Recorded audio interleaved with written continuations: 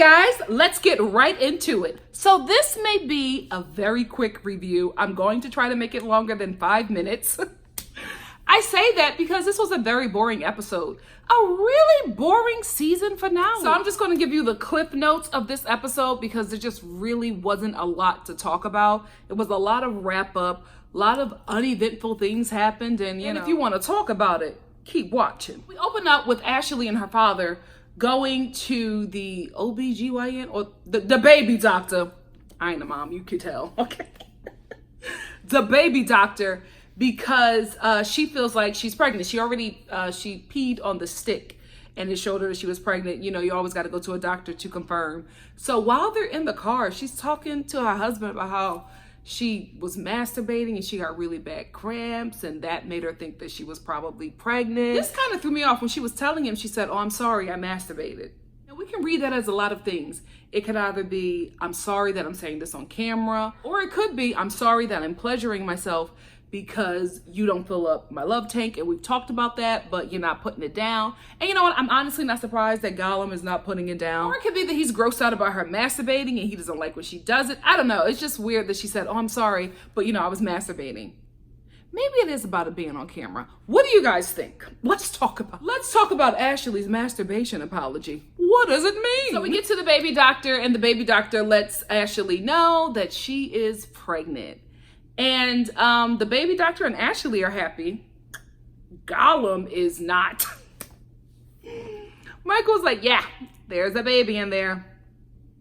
I don't know, was he in shock or was he going over the child support payments? Like, what was it? I felt like he was calculating how much this baby and Ashley would cost, because if they get divorced, he got to give her alimony and he's going to have to give her child support. And Michael knows her mama. I think Michael's issue with Ashley's mother, light-skinned Loretta Devine, is that, can we be real? Ashley mama taught her the game, and Michael is clearly the game. So Michael knows that this woman has coached her child to marry rich no matter what. So he's probably calculating how much all of this will cost. Also, because he knows that his wife was trained by a pro, he knows that this all is going to be very expensive for him.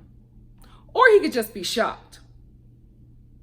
What do you think? Nah, he's not shocked, because I watched the next scene with them, and Ashley's getting really excited to tell her mom that she's pregnant, and she does this whole yoga session, and then she walks out and gives her mother the pregnancy stick to let her know that she's pregnant, and then tries to show her that she's pregnant on her belly. And Michael has the same reaction that he had at the baby doctor. Yeah, dude, this is gonna be mad expensive for you. Mad expensive. Get ready, because she got her out now. He's like, she got her baby, she got her out, she got me for 18 years. Yep. She is going to make so much money the season that she comes back as a single parent. I am telling you, Ashley, that is going to be your money season. Girl, you're going to get bank from Bravo and Gollum. Robin and Juan. So, Robin has been telling us for 4 seasons that Juan loves her and he won all these things from her. And guys, this is the first season that now I believe it. I think Juan just realizes that, it's cheaper to keep her. You know what I mean? Like, it's better for him to be in this marriage with Robin than to be divorced and living apart from her and his kids. You know what I mean? He depends on her for a lot of things. They have 2 children together. No woman is going to ride for him like Robin rides for him. And I think he just realizes, that he got food at home. He got food at home, and this is where he has just decided to stay. I also think that now that Robin is bringing in money and probably taking care of the majority of the bills or so in the house, he's finally able to forgive her since she lost a lot of their fortune. So I just think that they're finally now in a place, and they're probably on the same page at this point, where now all of the stuff that Robin has been telling us for 4 seasons finally matches up to Juan's behavior. So I'm happy for her. I'm happy for them. I actually love the scene where they got the hearts, and the kids were watching their parents, dedicate themselves back to each other. I thought it was a nice scene. But as you know on this show, whenever there's a nice scene, we always have to have Gizelle come in and just be a dark cloud over everybody's happiness because Robin calls her friend and then her friend says in her confessional, oh, they got 2 hearts on the side. So no ring, and we don't even know if they're married. You can't tell unless you lift up a finger. Like, why aren't you happy for anybody? Because you're so miserable. You're so miserable. I like Gizelle better when she was just being shady and, messy at times. She was just so mean and unbearable to watch this season. She must have had a lot of personal turmoil happen in her life because for her to show up on set every day that this show was filming and to just be awful, girl, you're not right within. Something was going on with you that you exuded so much negativity. Something had to be happening in her life that she was keeping from the cameras. I guarantee you it had to be something like that because I don't remember Gizelle being this awful. Was she like this on season 1? No, she just became so unbearable to watch this season. And Robin, I don't care what you say. You keep on saying it's not going to happen. You're going to give Juan a baby girl. That's what that man wants. You love him. You are his ride or die. Whatever he wants, you will provide. You knew that man needed money, so you got on this reality TV show and you started flipping houses. You will do whatever he needs and wants because you love him. There ain't nothing wrong with that. So you're going to be pregnant, sis. You are going to be pregnant. I wouldn't be surprised if she comes back next season and that is her storyline, that they're working on trying to have a baby girl. Because all this season, Robin was just like, no, I'm not doing it. Not if I don't have a wedding and we got to get married first. But sis, you just got your engagement ring or your recommitment tattoo. So sis, you're going to get pregnant and you're going to have a baby that look like Juan in the lace front because all of them kids look like Juan. I don't see Robin in none of them babies. Only in the youngest do I see her eyes, but that's it. Them kids are reincarnations of Juan. Just like that daughter's gonna be another reincarnation of Juan. This episode, we had 2 really long scenes filmed in Ashley and I'm not gonna call him Gollum no more. Let me evolve. Ashley and Michael's home, and we normally only see that that bike room, that room, that workout / guest room / storage, whatever that room is, where Michael works out on that bike. That is just like. It looks like a room where you just throw stuff that you don't want, your guests to see when they come and visit you because there's no coordination in there. All that stuff is like really old. They have that dresser that every Black grandma owns in this room in this like nice condo with a great view. So as we see a little bit more of their house, I'm like, it looks like they live in a shipping container. You know them large shipping containers that be at the dock? I'm looking at their home and I'm just like, where is this baby gonna go in this restored storage room? The ottoman? Like there was nowhere for this kid to go. The condo looks so tight. And y'all wanna put a baby in there? Oh, Ashley, get out. Can I just say that I cannot stop thinking about how when Ashley told her mama that she was pregnant, the way they hugged each other, they were hugging each other, they were crying, they were looking at each other, and they were screaming internally, bag secured. But Michael was looking at them, and there was like no joy. Like he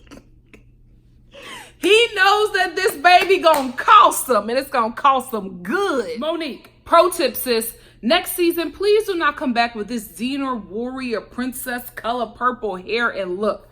Like, it is so much going on in this look. I could never get into it. Every time you look at her look, you see a different character from a movie. First thing I saw, Xena Warrior Princess. Then I saw the girl that got a face cut in color purple. Now that I'm looking at it again, I see the princess from Never Ending Story, and I see one of the characters from Dark Crystal. Sis, it's too much. It's too, this hair, this jewel thing. Don't ever do this look again. You got too much money to be coming on this show looking like a character at Disneyland. Sis, no. Not even Disneyland. Great Adventures.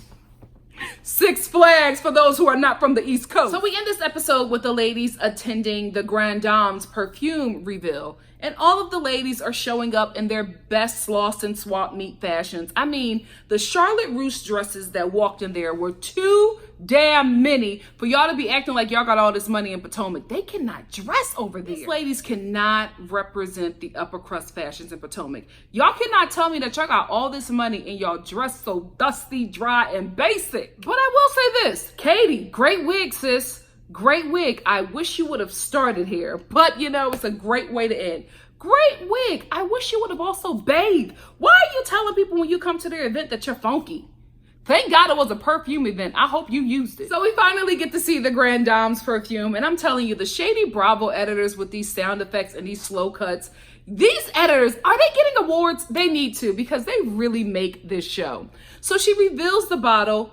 Beautiful bottle. Everybody loved the scent, although the labeling to me looked a little cheap. But I'm glad that she showed something. You know what I mean? I'm glad that there was actually a product. I'm glad that there was a scent that everybody loved. Although they were saying, oh, this perfume is for somebody if you're in your 70s and up. That's the market.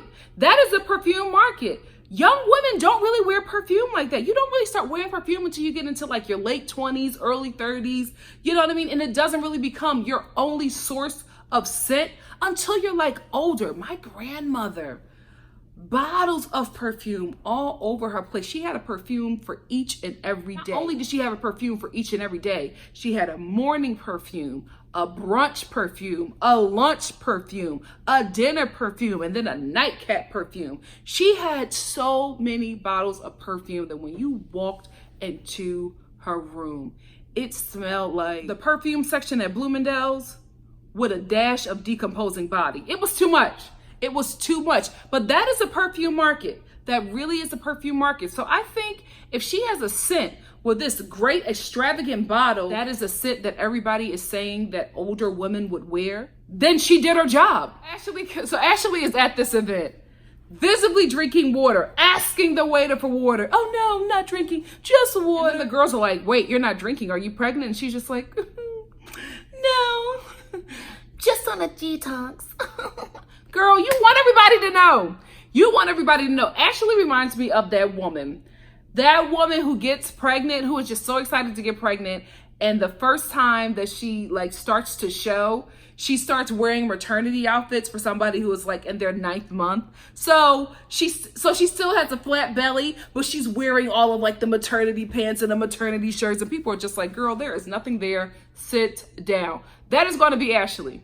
But I'm happy for her. I really, really am happy for her because, you know, she tried. She was trying to have this child and she was actually able to deliver a healthy baby who, you know what, I ain't gonna talk about nobody kids, but I'm just glad that we got to see another picture of that child because People Magazine, y'all not right. Y'all knew exactly what you were doing when you chose them pics to be in that People Magazine article about that family. Y'all not slick. People Magazine is shady. I don't think that people realize that. They are shady. Y'all know what y'all did. Y'all know exactly what y'all did, but the baby is beautiful. It's a nice, beautiful, healthy baby. So congratulations, Ashley. And I had to fix my mouth because y'all know what else I was going to say, but I'm doing better. I'm doing better.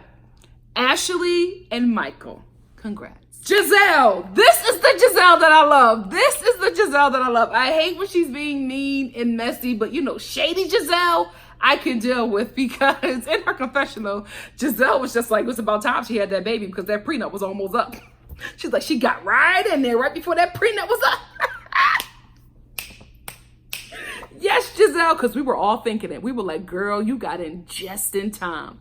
Smart, smart. I wonder if Ashley is going to address that at the reunion. Girl, you need to. Gizelle has been so slick with this mouth, but this read, this was a good one because we were all thinking it. We were all thinking it just in time, Ashley. She was taught by a professional. That's why light-skinned Loretta Devine and her father got problems. That's why the dad don't want to deal with her. Because I'm telling you, the mom looked like she was running game back in the day. She looked like she knew how to get that money from the men. And she trained her daughter. And she trained her well because her daughter got a dude that's very successful. I was going to say, no. He looked like Gollum, but he's successful. Go here, girl. Go. I'm going to do better at the reunion. When I review the reunion, I'm going to do better. I'm going to do better. What is going on with these shows doing like catch-ups after the season has wrapped? Because they did this with Atlanta because Atlanta was dry.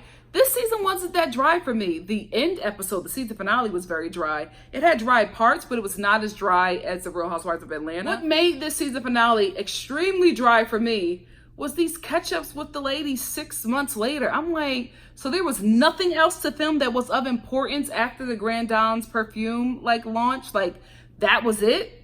So they do these catch-ups and they were just dry and boring. Like, it wasn't anything very interesting. Candace and her mama are not talking again. Okay, because they're about to start filming their season again. So they got to give us something. Like, it wasn't really anything to really talk about. I talked about as much as I could like think of that was interesting to me, But that's it for me. What did you think of this season finale? Let me know in the comment section below. And if you like what you see here, please like, comment, subscribe, and share. And I will see you, in just a couple days for the reunion finale. Part 1 of the reunion for the Real Housewives of Potomac. Keep me in your prayers. Love you guys. Bye.